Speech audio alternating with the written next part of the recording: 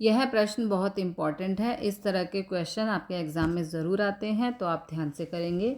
n के किस मान के लिए दो समांतर श्रेणियों दिस एंड दिस के nवें पद समान होंगे। यहाँ पर दो श्रेणी हमें दी गई है। ओके, पहली समांतर श्रेणी है 63, 65, 67 एंड सो ऑन, ये चलती जा रही है। ओके, तो सबसे पहले इसमें a बराबर है 63 और d बराबर है दूसरी टर्म में से पहली टर्म को माइनस करते हैं, यानी कि 65 माइनस 63 जो कि आ गया 2। ओके, तो पहली समांतर श्रेणी का nवां पद क्या होगा, ये हम सूत्र लगा देंगे। A N is equal to A plus N minus one D.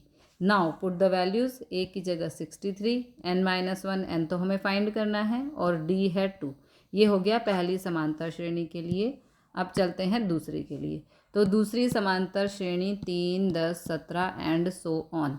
इसमें a है 3। अब देखो, इसको कैपिटल A से डिनोट किया है ताकि दोनों समांतर श्रेणी में कोई फ़र्क नज़र आ सके, आप कंफ्यूज ना हो, इसलिए कैपिटल A बराबर 3, और यहाँ पे D भी कैपिटल लिया है। ठीक है, तो D कितना हो जाएगा, दूसरी में से पहली को माइनस करो, 10 minus 3 is equal to 7। Okay, दूसरी समांतर श्रेणी का nवां पद, ये हमने सूत्र लगा दिया।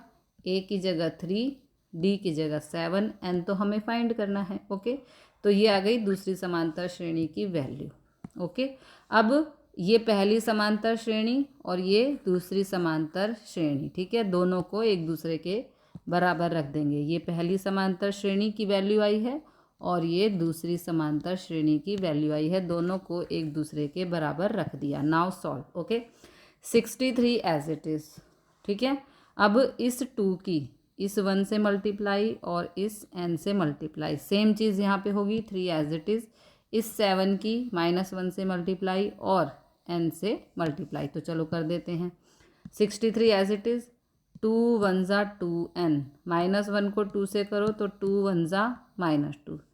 3 एज इट इज़, 7 को n से करेंगे मल्टीप्लाई, 7 1 ज़ा 7n, -1 को 7 से करो तो -7। ओके, नाउ 63 में से 2 को माइनस करो 61, और यहाँ पर 7 में से 3 को माइनस करो तो -4। ओके, अब n वाली वैल्यू एक तरफ और बिना n वाली यानी कि कांस्टेंट टर्म एक तरफ, तो यहाँ पे 2n एज इट इज़, ये +7n है, इधर आके -7n, ये -4, ये +61 है, इधर आके -61।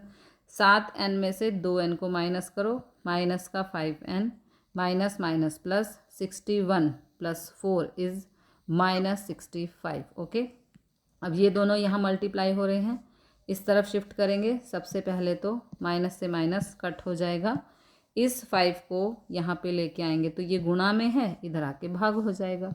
अब 5 से 65 को भाग करेंगे तो हमारा आंसर आएगा 13, यानी कि n की वैल्यू आ गई 13। This is your answer.